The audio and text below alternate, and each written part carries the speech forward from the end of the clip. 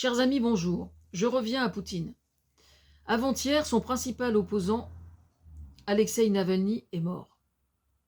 C'est Vladimir Poutine qui emporte l'entière responsabilité, qui avait déjà tenté de l'assassiner et qui aujourd'hui se réjouit d'être enfin parvenu à ses fins. Je n'apprécie guère la notion de martyr dont a usé depuis toujours la religion, mais quand Alexeï Navalny a décidé de revenir sur le sol russe après sa tentative d'empoisonnement, il est apparu clairement qu'il se remettait dans les mains de son bourreau, et qu'à ce titre, c'est bien en tant que martyr alors qu'il apparaît à la face du monde aujourd'hui. Brassens écrivait « Mourir pour des idées, d'accord, mais de mort lente ». Mais si Brassens n'est rien de moins qu'un de mes pères spirituels, enfin plus précisément l'un d'eux, je n'ai aucun doute sur le fait que cette formule que je cautionne induit dans mon esprit et dans l'esprit de bien d'autres, je le soupçonne, l'idée selon laquelle il serait bien hasardeux d'en faire un principe de vie universel. Sinon, ça serait comme cracher au visage du moindre résistant qui est agi dans la clandestinité pendant la Seconde Guerre mondiale, pour ne citer que ces héros-là. Mais ce que ça interroge par contre, enfin c'était mon désir quand je l'ai rédigé hier matin, c'est la notion de courage. Défendre ses idées quand on est certain de son fait, que tout le monde va dans l'autre sens et qu'on passe son énergie à marcher contre le vent, demande un énorme courage. C'est assez souvent mon cas, je dois l'avouer, et je sais que c'est épuisant. C'est moins le cas à présent et j'apprécie ainsi de parvenir à me sentir moins seul et lesté de certains combats liés à mon propre parcours personnel. Vivre humblement ici, protégé par nos démocraties, où certains sont confrontés à la pauvreté, voire à l'extrême pauvreté, demande pour certains aussi du courage. Aujourd'hui, en Russie, qui n'appartient pas à Poutine, qui est un dictateur qui passera comme tous les dictateurs passent, certains meurent de froid, d'autres, homosexuels, sont stigmatisés pour cette raison, alors qu'ils n'ont pas choisi de l'être, mais juste aimeraient l'assumer sans nuire à quiconque, en somme, qu'on leur foute la paix. D'autres ont gardé le goût de la liberté, celle de penser, celle d'aller et venir comme bon leur semble, mais surtout ont gardé le goût de la liberté de s'opposer. Oui, c'est bien de courage dont il est alors question. Sous-peser le poids du manque de liberté d'expression, je veux dire, peut-il être envisagé ou discuté? Qu'est-ce qui est le plus dur à quelque endroit que ce soit sur cette terre? Crever de faim? Crever de soif? Les deux? Ou bien manger à sa faim avec un toit sur sa tête et n'avoir aucun droit de manifester en quoi que ce soit sous peine de se retrouver en prison ou pire, et de voir ses enfants aller mourir pour une guerre qu'ils ne cautionnent pas? La question est posée. Cruel dilemme. Le manque est par essence une affaire parfaitement subjective. La notion de courage aussi l'est tout autant. Une chose demeure certaine cependant, qui réside dans le fait que plus un dirigeant refuse la notion de doute, plus ses certitudes lui semblent n'être que des promontoires. Pire et plus mauvais père pour sa nation, il devient. Ça, je vais en faire un calligramme parce que je suis très fière de ma formule.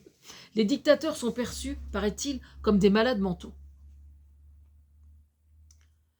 Au moment où j'écris ces lignes, nous apprenions hier que Poutine désormais, mais j'ai la quasi-certitude que c'était déjà le cas depuis des années, revendique officiellement d'utiliser la psychiatrie comme prétexte politique pour faire taire ses opposants.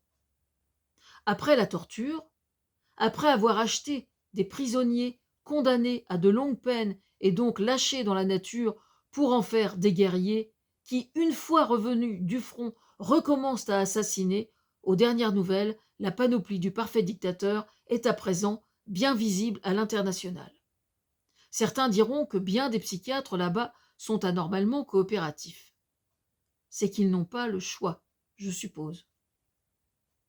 Quand on observe les défis qui doivent être relevés aujourd'hui sur le plan planétaire, je parle là d'écologie, de biodiversité, de réchauffement climatique, Poutine, lui, n'a qu'une idée en tête, l'expansionnisme.